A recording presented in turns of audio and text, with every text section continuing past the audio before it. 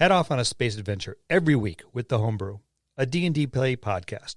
Sure, there's lots of actual play podcasts out there. Heck, you can throw a rock and hit a dozen of them. But are any of these D&D podcasts sci-fi campaigns? You can't shake a stick at them because there ain't many, if any. That's what sets these veteran gamers and their podcasts apart from the sea of actual play podcasts. Give the Homebrew, a D&D play podcast, a listen. You can find them on the web at thehomebrewpodcast.com or anywhere podcasts are found. The links are in the description below.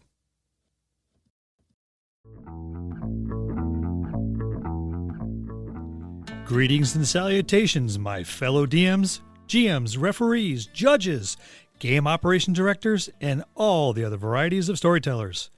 This is your DM, Bill, and it's time for another DM Quick Tip. We've all sat at that table. You know the one where everyone will be talking about it and what happened for a long time. Most recollections will start with, "I can't believe," or "Do you remember?" And the one, if you're a player that misses a session now and again, that you really don't want to hear, "You should have been there." By the end of the session, your ribs ache, your jaw is sore, and you've been crying for 10 minutes straight. It feels like ages since you've laughed that hard. I'd like to introduce the Beer and Pretzels Game Master. The Beer and Pretzels Game Master doesn't take the game as seriously as some of the other Game Master styles. Perhaps as a new Game Master, it's because they're not familiar with the rules, so they're just going to wing it. This could be a one-shot with the intent of levity and not being so serious this one time. Or this style Game Master just doesn't really know any other style. The rules are there to help keep things kind of in the field of play. If the player can give a decent explanation of their actions, then it's probably going to fly. If bending some of the rules is a bit needed for the character to have a moment in the spotlight, then so be it. The Beer and Pretzels Game Master not only wants everyone to have a good time, but fully embraces the rule of cool. Now, for the 10 or 12 of you that may have never heard of the rule of cool, let me explain. When your Game Master is using the rule of cool, the written rules are often bent, and sometimes mostly overlooked for colorful and very descriptive actions. For instance, your cleric needs to jump from point A to point B, but there's a gap in the way. His strength says that he can jump 15 feet. The problem being the gap is 18 feet. But before the cleric makes his run and jump attempt, he explains he's going to go into a series of cartwheels. Since your 15 feet is judged from where your feet start and where your feet land, he's going to launch off with a handspring, therefore giving him an extra 4 or 5 feet distance with his feet well over the edge of the opening before he leaves the ground. Now, the rules in the book say it doesn't work that way. But the rule of cool says that's ingenious and an awesome way of getting around the rules in the book. How about this one? Your bard is on stage for a performance. She brandishes one of her instruments and begins to play. Despite all the bonuses that she's going to have to add to her performance roll, when she rolls a natural 1, it's a 1, an epic fail.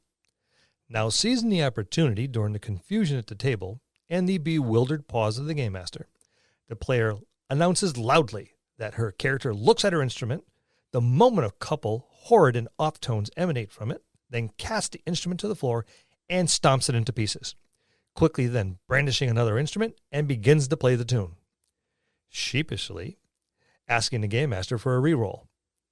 Now, the rules as written says that's 2 actions, but the rule of cool says go for it.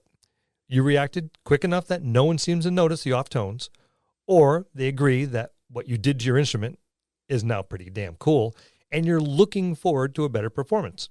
Let's be real. Who doesn't enjoy a performer stomping the hell out of one of their instruments?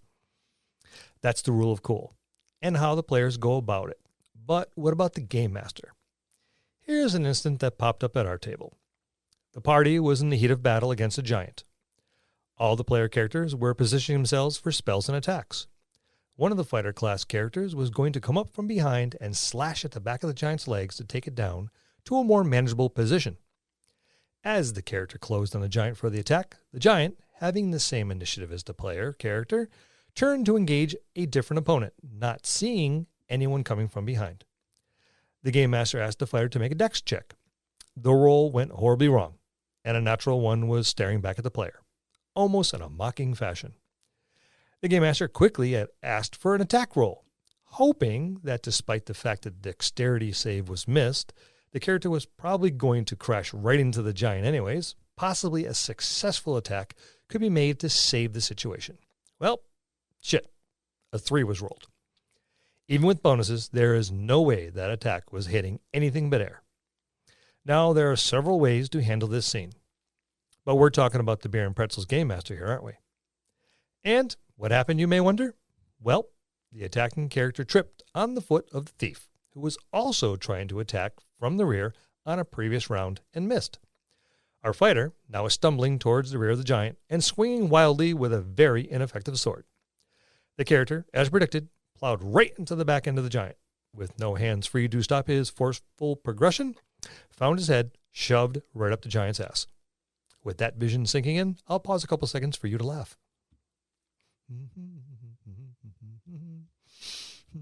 Now, the giant now has the initiative and begins spinning wildly around, trying to find out what has caused this unexpected and uncomfortable sensation. As the giant does so, the struck character is taken off his feet when the giant swings around and is slammed into one of the other party members, doing damage to both characters and completely disrupting the carefully set battle plans of the group. This particular encounter lasted for about half an hour. Kind of funny, right? Especially when everything was fairly serious up to that point. Now, the Beer and Pretzels Game Master is going to allow these kinds of antics during the entire gameplay. Almost all of it driven by the playful imaginations of the players. Some may be staged by the Game Master now and again, but usually they don't have to. This Game Master is willing to let the mob rule, only occasionally kicking the party back into the field of play by dropping encounters with NPCs or monsters, just so there can be some structure to the scenario progression, also providing the next points from which a whole new set of antics can spring. In most cases, this type of gameplay is best suited for your one-off game or a short run of scenarios. It can be hard to keep a group together for any length of time when they don't seem to be getting anywheres, or are constantly jumping from one story arc to another. Now, don't get me wrong. I love seeing a game spin off and nearly completely out of control, right after a player pulls some crazy-ass shit. And the Game Master gets their Beer and Pretzels hat on. It helps to break the tension, pulls the timid players into the storyline, and can refresh the entire table. With that in mind, Game Masters, be ready to loosen up the reins and look for the opportunities to embrace the fun and chaos. Trust me, a bit of chaos goes a long way to bracket and emphasize the following game sessions where seriousness, tension, and suspense are the order of the day. Players, enjoy a great fun that comes from the Beer and Pretzel moment or session, but show some respect to your Game Master when they say stop. Enough is enough. The story has been prepared and deserves to see the light of day. And that's the old man's nod to the Beer and Pretzels Game Master.